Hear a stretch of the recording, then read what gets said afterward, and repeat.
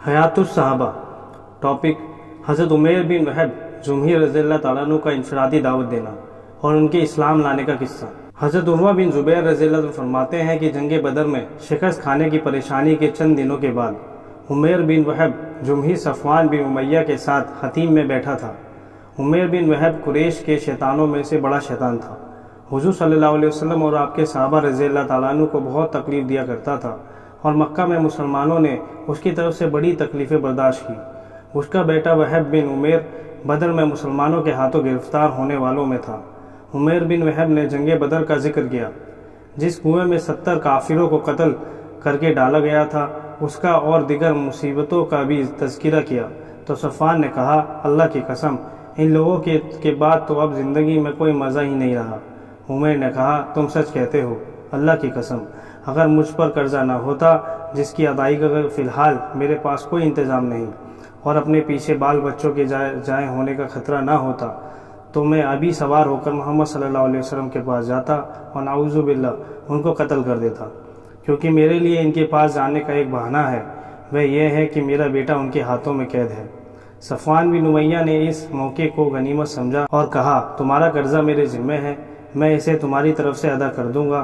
तुम्हारे बाल बच्चे मेरे बाल बच्चों के साथ रहेंगे जब तक वे ज़िंदा रहें। मैं अपनी वसअत के मुताबिक उनका पूरा ख्याल रखूँगा। उमैर ने कहा, मेरी और मेरी ये बातें राज में रखना। सफ़वान ने कहा, ऐसा ही करूँगा। उमैर के कहने पर तलवार तेज़ कर दी गई, जहर में बुझा दी गई।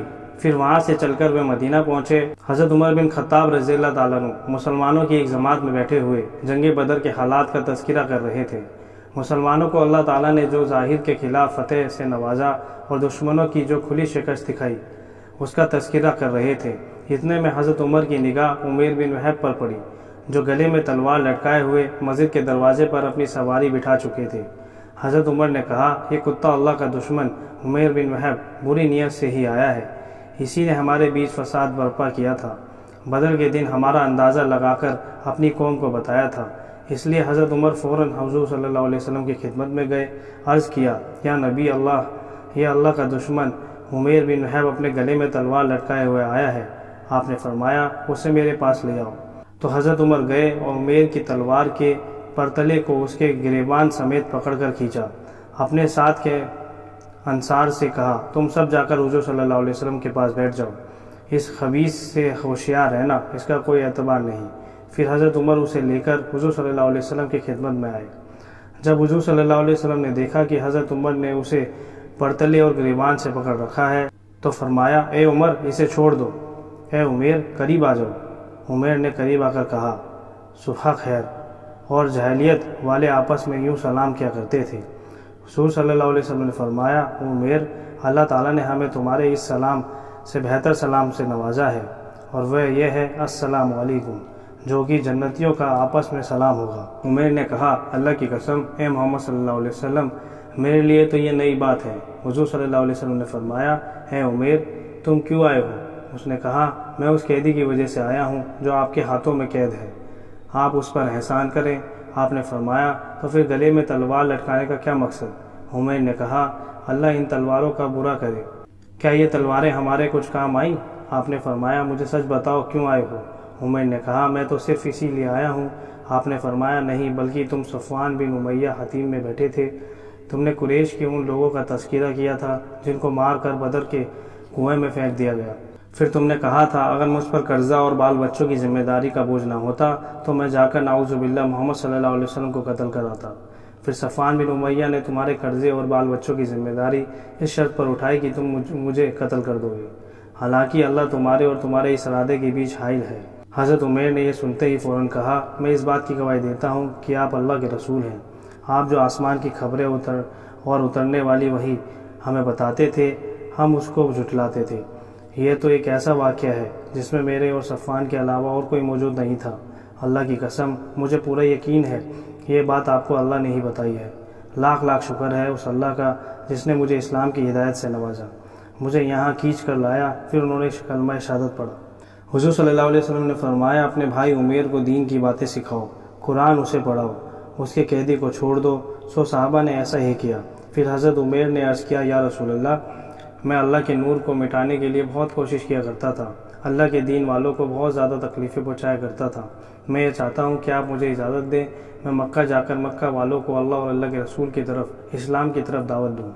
امید ہے اللہ تعالیٰ انہیں ہدایت دیں گے، ورنہ میں ان کے دین کی وجہ سے ایسے ہی تکلیفیں دوں گا جیسے میں آپ کے صحابہ کو دین کی وجہ سے دیا کرتا تھا۔ اس لیے حضور صلی اللہ علیہ وسلم نے ان کو اجازت دے دی، وہ مکہ چلے گئے۔ حضرت عمیر بن وہب کے مکہ روانہ ہونے کے بعد صفوان یہ کہا کرتا تھا، اے لوگو، کچھ دنوں کے بعد تمہیں ایک ایسی خوشخبری ملے گی جو تمہیں بدر کی ساری مصیبتیں بھلا دے گی۔ صفوان حضرت عمیر کے بارے میں آنے والے سواروں سے پوچھا کرتا تھا، یہاں تک کہ ایک سوار نے آ کر انہیں بتایا کہ عمیر تو مسلمان ہو چکے ہیں۔ یہ سن کر صفوان نے اس بات کی قسم کھائی کہ نہ تو وہ کبھی عمیر سے بات کرے گا نہ اس کے کسی کام آئے گا۔ ابن جریر نے حضرت عروہ رضی اللہ عنہ سے لمبی حدیث بیان کی جس میں یہ مضمون بھی ہے کہ حضرت عمیر مکہ واپس آ کر اسلام کی دعوت میں مصروف ہو گئے۔ جو ان کی مخالفت کرتا اسے سخت تکلیفیں دیتے اور تو ان کے ہاتھوں بہت سے مسلمان ہو گئے۔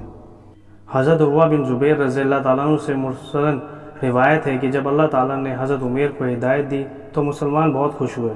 حضرت عمر بن خطاب رضی اللہ تعالیٰ عنہ نے فرمایا، جس دن عمیر آئے تھے اس دن وہ خنزیر سے بھی زیادہ برے لگ رہے تھے، آج وہ مجھے اپنے بیٹوں سے بھی زیادہ محبوب ہیں۔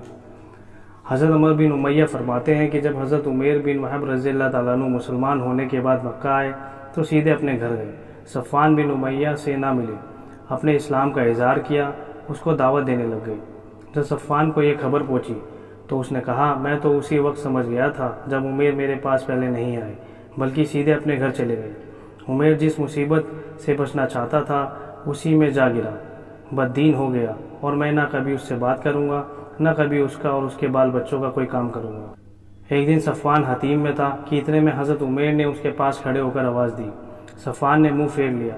اس سے حضرت عمیر نے کہا، تم ہمارے سرداروں میں سے ایک سردار ہو، آپ بتاؤ، ہم جو پتھروں کی عبادت کیا کرتے تھے، ان کے نام پر جو جانور ذبح کیا کرتے تھے، کیا وہ بھی دین ہے؟ صفوان نے ان کو کوئی جواب نہ دیا۔